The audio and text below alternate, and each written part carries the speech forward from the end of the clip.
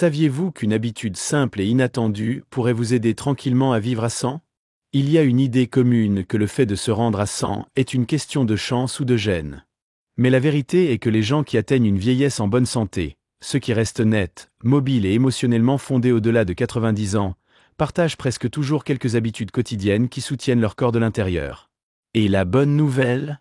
Beaucoup de ces habitudes sont simples. Plus important encore, ce sont des choses que vous pouvez commencer à faire maintenant, même si vous avez 65, 75 ans, ou quelque part entre les deux. Dans cette vidéo, nous allons couvrir cette habitude puissante que les chercheurs ont trouvée encore et encore chez les personnes qui vivent après 100. De la façon dont ils mangent et dorment à la façon dont ils pensent et se déplacent dans le monde, chacun de ces modèles est lié à de vrais avantages physiques et émotionnels qui s'accumulent au fil du temps.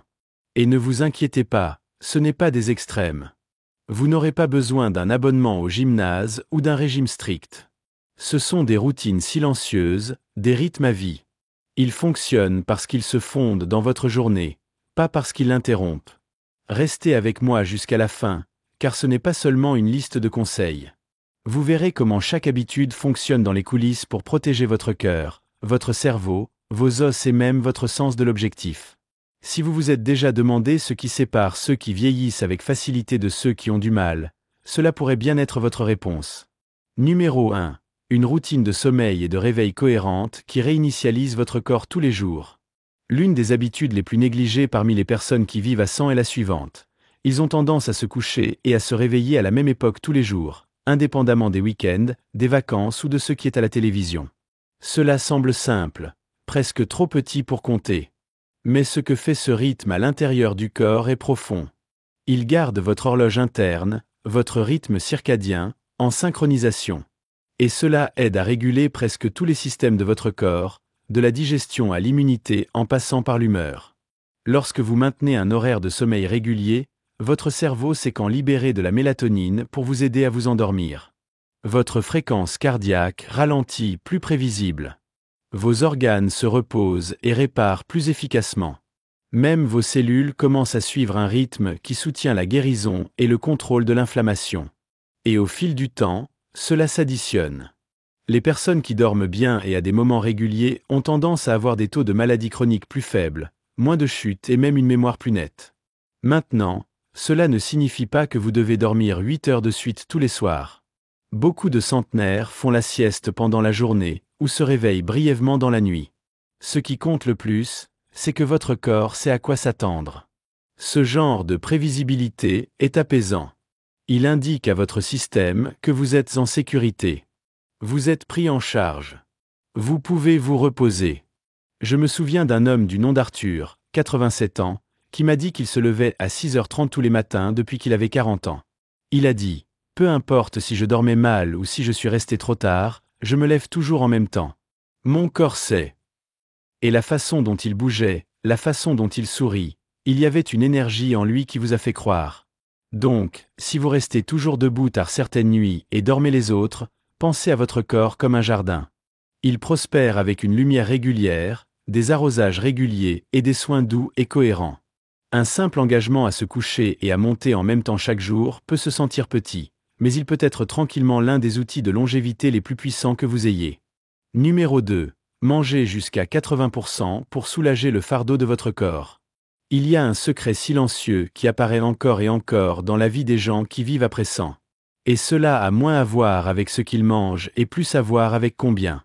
Beaucoup d'entre eux suivent une habitude appelée hara hashibu, ce qui signifie simplement manger jusqu'à 80%. Pas bourré, pas étiré, juste assez satisfait pour s'arrêter. Ce petit changement fait quelque chose de remarquable. Il donne une pause à votre système digestif. Il réduit l'usure de vos organes. Il aide votre glycémie à rester équilibrée, votre poids reste stable et votre fonctionnement du métabolisme sans tension. Au fil des décennies, cela représente un risque plus faible de maladies cardiaques, de diabète, d'inflammation et même de certains cancers. Ce qui se passe, c'est le suivant. Lorsque votre corps ne fait pas constamment des heures supplémentaires pour digérer les repas lourds, il peut tourner son énergie vers l'intérieur, vers la réparation des cellules, la défense immunitaire et la clarté du cerveau. C'est pourquoi les gens qui mangent de cette façon décrivent souvent un sentiment plus léger, plus concentré et moins lent pendant la journée. J'ai rencontré une fois une femme nommée Hélène, 84 ans, qui m'a dit « J'avais l'habitude de tout finir dans mon assiette, même quand j'étais plein. Puis j'ai commencé à écouter mon corps. Maintenant, je laisse quelques bouchées, et je me sens mieux tous les jours. » Ce n'est pas un régime. C'est la conscience. Et cette conscience devient une habitude. Pour essayer cela par vous-même, commencez par manger plus lentement. Mettez votre fourchette entre les piqûres. Remarquez lorsque vous sentez votre faim disparaître au lieu d'attendre que vous vous sentiez lourd. Il ne s'agit pas de vous nier. Il s'agit de s'arrêter avant que votre corps ne devienne qu'il en avait assez. Au fil du temps, vos portions sont naturellement esrinques. Vos envies se ramollissent. Et votre corps commence à répondre avec plus de facilité, plus de stabilité et plus d'énergie. Si vous regardez toujours cette vidéo et que vous trouvez ces idées précieuses, veuillez commenter numéro 2 ci-dessous pour me faire savoir que vous êtes ici. Et si vous ne vous êtes pas encore abonné, je vous recommande de vous abonner et d'allumer la cloche afin que vous ne manquiez aucune vidéo. Votre soutien nous aide à continuer à créer un bon contenu pour vous informer et vous inspirer. Numéro 3. Nourrir des relations étroites et significatives qui tamponnent le stress et protègent le cœur. Si vous regardez attentivement la vie de ceux qui vivent bien dans les années 90 et 100, une chose devient claire, ils ne le font pas seuls. Ils restent connectés, parfois à la famille, parfois avec des amis, parfois à une communauté qui les voit et les apprécie. Ce genre de proximité émotionnelle n'est pas seulement réconfortant. C'est l'étendue de la vie. Lorsque nous nous sentons liés à quelqu'un, lorsque nous rions avec eux, nous nous ouvrons ou partagent simplement de l'espace dans un silence pacifique. Cela affecte notre biologie. Les hormones de stress, comme le cortisol, diminuent. La pression artérielle adoucit. La fonction immunitaire s'améliore. Même le cerveau libère l'ocytocine, un produit chimique qui calme l'anxiété et stimule l'humeur. Au fil du temps, cette nourriture émotionnelle devient tout aussi importante que la nourriture que nous mangeons ou les étapes que nous prenons.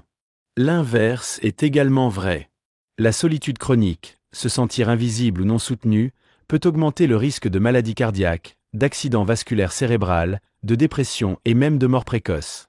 C'est pourquoi les gens qui parlent régulièrement avec des êtres chers, mangent des repas avec d'autres ou qui se livrent à la vie communautaire vieillissent souvent avec plus de vitalité et de résilience. Je me souviens d'un homme du nom de Harold, 86 ans, qui a perdu sa femme et s'est senti commencer à s'estomper. Puis il a commencé à rencontrer un petit groupe d'amis tous les mardis pour un café. Rien de dramatique, juste une connexion simple. Après quelques mois, il m'a dit « J'ai recommencé à sourire.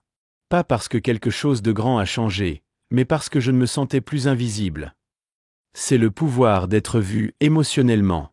Donc, que vous ayez un ami de confiance ou un groupe que vous aimez, prenez le temps de ces connexions. Appelez la personne à laquelle vous avez l'intention. Dites oui au déjeuner. Tendez la main, même lorsqu'il est plus facile de se retirer. Parce que si le régime alimentaire et l'exercice sont importants, ce sont souvent des relations qui maintiennent le fil de la vie ensemble à mesure que nous vieillissons, et le maintien fort tout au long. Numéro 4. Marcher ou faire des mouvements légers tous les jours pour garder le corps fort et stable. Vous n'avez pas à courir des marathons ou à soulever des poids lourds pour rester en bonne santé au cours de vos dernières années. En fait, beaucoup de gens qui vivent à 100 font quelque chose de bien plus durable. Ils marchent. Ils se déplacent légèrement, mais régulièrement. Que ce soit à travers le jardin, dans la rue ou autour de la cuisine tout en préparant le déjeuner, ils font du mouvement une partie de leur journée. Pas une corvée, mais un rythme. Cette habitude fonctionne car elle stimule doucement tous les principaux systèmes du corps. Il soutient la santé cardiaque en améliorant la circulation.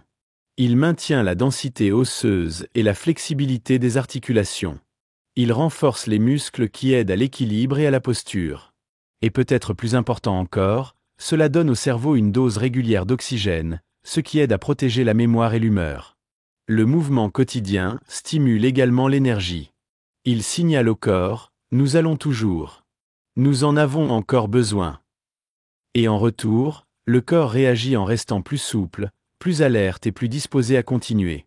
J'ai rencontré une fois deux amis, Betty et Carole, tous deux à la fin des années 70, qui ont parcouru la même boucle de quartier tous les matins, pluie ou beau temps.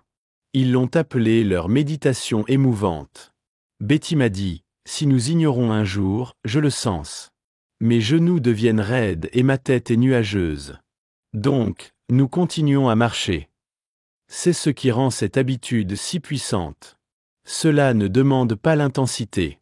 Il récompense la cohérence.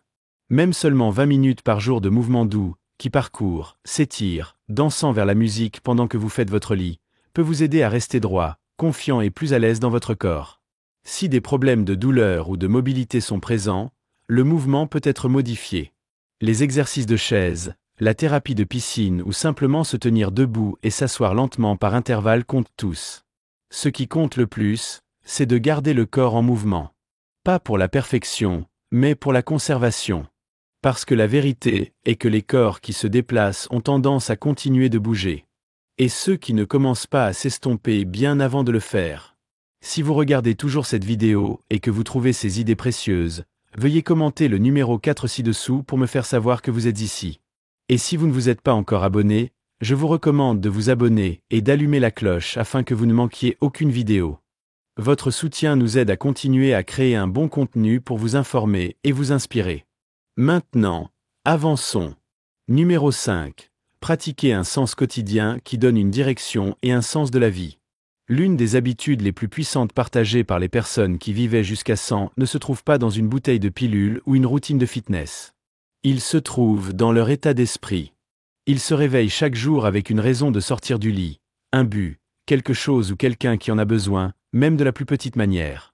Pour certains, ce but vient de la foi ou de la spiritualité. Pour d'autres, c'est une tâche quotidienne comme nourrir les oiseaux, arroser des plantes, vérifier un voisin ou écrire dans un journal. Il n'est pas nécessaire d'être grand ou impressionnant. Ce qui compte, c'est qu'il donne la structure du jour et la direction du cœur. Le but donne au cerveau un travail. Il crée un sentiment d'utilité qui maintient la dépression et le désespoir à distance. Et biologiquement, il abaisse les hormones de stress, soutient le système immunitaire et peut même retarder l'apparition des maladies liées à l'âge. Il n'est pas étonnant que des études aient montré que le fait d'avoir un fort sens est directement lié à la vie plus longue, en particulier chez les personnes âgées. Je me souviens d'un homme du nom de Samuel, 88 ans, qui a dit « Chaque matin, je marche dehors et ramasse les ordures sur notre bloc, juste quelques emballages et bouchons de bouteilles. Je le fais depuis 12 ans. Les gens sourient quand ils me voient. J'aime ça. » Il ne poursuivait pas les objectifs. Il soutenait un sens. Avoir un but vous rappelle que vous comptez toujours. Que votre temps a du poids. Que votre présence façonne toujours le monde, même si ce n'est que votre petit coin. Si vous n'êtes pas sûr de votre objectif aujourd'hui, commencez simple. Demandez, de quoi je me soucie? Qu'est-ce qui doit être tenu? Que puis-je créer, nourrir ou soutenir? Le but peut vivre entre vos mains, votre voix, vos pensées ou vos routines silencieuses. La clé est de continuer à avancer, car de l'avant est où la vie se poursuit. Numéro 6. Évitez de fumer et limitez l'alcool pour protéger chaque système du corps. Parmi toutes les habitudes qui apparaissent dans la vie des personnes qui atteignent les années 90 et 100, celle-ci pourrait être la plus claire. Ils ont tendance à éviter de fumer entièrement ou à quitter tôt. Et ils gardent l'alcool au minimum, souvent plus qu'un verre avec un dîner ou un toast festif. Et ce n'est pas une coïncidence. La science est aussi forte que possible. Lorsque vous fumez, votre corps est sous une attaque interne constante. Vos poumons travaillent plus dur. Vos vaisseaux sanguins se resserrent. Votre cerveau et votre cœur deviennent moins d'oxygène.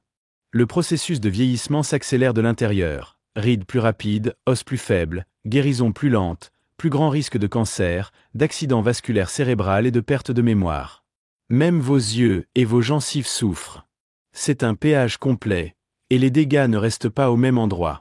L'alcool peut sembler plus doux, surtout avec modération. Mais pour les personnes âgées, les risques se glissent tranquillement. Le foie le traite plus lentement. Le cerveau devient plus sensible. L'équilibre s'affaiblit. Le sommeil devient fragmenté. Et lorsque l'alcool devient une habitude quotidienne au lieu d'un régal rare, il cause souvent plus de mal que de confort. Ce qui est le plus encourageant, cependant, c'est comment pardonner le corps peut-être. Même si vous avez fumé pendant des décennies, cesser de fumer, même après 70, peut réduire votre risque de maladie cardiaque, de cancer et d'accident vasculaire cérébral. Les poumons commencent à s'éclaircir. La circulation s'améliore. L'énergie rebondit. Votre corps n'a pas de rancune. Il veut juste un soulagement. J'ai rencontré une femme nommée Louise, 81 ans, qui a dit « J'ai abandonné le vin tous les soirs et je suis passé au thé. Je dors plus profondément maintenant. Je me sens plus net. Je ne pensais pas que cela comptait aussi tard dans la vie, mais c'est le cas. » Ce changement, bien que simple, l'a aidée à se sentir plus présente et stable pendant la journée. Si vous vous accrochez à des habitudes qui étaient des outils d'adaptation mais qui se sentent maintenant plus comme des béquilles, il n'est pas trop tard pour changer. Vos cellules écoutent toujours. Votre cœur répond toujours. Votre corps est toujours enraciné pour que vous fassiez des choix qui l'aident à guérir et à prospérer. Si vous regardez toujours cette vidéo et que vous trouvez ces idées précieuses, veuillez commenter le numéro 6 ci-dessous pour me faire savoir que vous êtes ici. Et si vous ne vous êtes pas encore abonné, je vous recommande de vous abonner et d'allumer la cloche afin que vous ne manquiez aucune vidéo. Votre soutien nous aide à continuer à créer un bon contenu pour vous informer et vous inspirer. Maintenant, avançons. Numéro 7. Gardez votre cerveau actif grâce à l'apprentissage quotidien et à la curiosité. Les gens qui atteignent la fin des années 90 et au-delà avec leur esprit sont toujours tranchants, partagent presque toujours un trait calme. Ils continuent d'apprendre. Ils lisent. Ils essaient de nouvelles choses, non pas parce qu'ils veulent impressionner quelqu'un, mais parce qu'ils sont toujours intéressés. Et cette curiosité agit comme du carburant pour le cerveau. Lorsque vous défiez votre esprit, même de petite manière, vous renforcez les connexions neuronales. Vous construisez ce que les médecins appellent la réserve cognitive, une sorte de système de sauvegarde mentale qui vous aide à rester résilient contre la perte de mémoire, la confusion et le déclin. Pensez Y comme donner à votre cerveau un entraînement quotidien. Celui qui ne vous laisse pas endolori, mais qui vous laisse plus fort. L'apprentissage ne doit pas signifier des cours ou une étude compliquée. Il peut être de lire un nouveau livre, de jouer à un jeu qui nécessite de la pensée, de pratiquer une nouvelle recette ou simplement d'avoir une conversation qui vous fait réfléchir. Même essayer de se souvenir des instructions ou de résoudre un puzzle aide. Ce qui compte le plus, c'est que votre cerveau reste actif, comme un moteur bien réglé qui veut toujours fonctionner. Je connaissais un homme nommé Karl, 90 ans, qui a lu chaque article du Journal local, même ceux qu'il ne comprenait pas pleinement. Il soulignerait les mots qu'il ne connaissait pas et les regardait plus tard. Il m'a dit « J'aime donner à mon cerveau quelque chose à mâcher ». Ce simple rituel a gardé son esprit agile, son vocabulaire tranchant et ses pensées étonnamment jeunes. Vous n'avez pas à devenir un expert. Il vous suffit de rester intéressé. Parce que lorsque le cerveau est engagé, tout le corps suit. Vous êtes plus droit. Vous parlez avec plus de clarté. Vous vous sentez plus connecté au monde qui vous entoure. Et surtout, vous vous souvenez que vous grandissez toujours, même maintenant. Peu importe votre âge, votre cerveau veut s'étirer. Il veut être utile. Alors, continuez à le nourrir. Continuez à le défier. Et cela vous mènera plus loin que vous ne le pensez. Pensées finales. Vivre à 100 peut ressembler à quelque chose réservé à quelques rares. Mais lorsque vous regardez de plus près, cela se résume souvent à de petits choix quotidiens qui soutiennent tranquillement le corps et l'âme au fil du temps. Cette habitude ne sont pas des tours ou des raccourcis magiques. Ce sont des modèles, des rythmes de collaboration qui s'accumulent année après année jusqu'à ce qu'ils deviennent le fondement d'une vie plus longue, plus stable et plus paisible. Vous n'avez pas à les faire tous en même temps. Vous n'avez pas à les faire parfaitement. Choisissez simplement celui qui vous parle. Peut-être qu'il marche tous les jours. Peut-être que ça mange un peu moins. Peut-être que cela appelle quelqu'un que vous aimez un peu plus souvent. Le changement n'a pas besoin d'être grand. Il faut juste être le vôtre. Parce que le véritable objectif n'est pas seulement de vivre plus longtemps. C'est pour mieux vivre, avec une clarté, avec une connexion, avec des matins calmes et des soirées qui ne se sentent pas précipitées ou vides. Et surtout, avec le sentiment que votre vie se déroule toujours de manière significative. Alors, prenez un moment et pensez, quelle est une habitude de la vidéo d'aujourd'hui que vous pratiquez déjà? Et qu'est-ce que vous pourriez vouloir commencer? Votre réponse pourrait vous surprendre. Et c'est peut-être la chose qui vous mène dans la prochaine saison de la vie avec plus de force, plus de grâce et plus de joie. Merci de vous joindre à nous aujourd'hui. Nous serions ravis de vous entendre. Laissez un commentaire ci-dessous et partagez une chose que vous avez apprise aujourd'hui et comment vous prévoyez de l'utiliser dans votre vie. Vos pensées sont importantes pour nous, alors n'hésitez pas à les partager. La lecture de vos commentaires nous donne une grande motivation et des encouragements. Si vous avez apprécié cette vidéo et l'avez trouvée utile, veuillez souscrire, vous abonner et partager. Votre soutien nous aide à continuer à créer un bon contenu pour vous informer et vous inspirer. Merci d'avoir regardé, et nous avons hâte de vous voir dans la prochaine vidéo.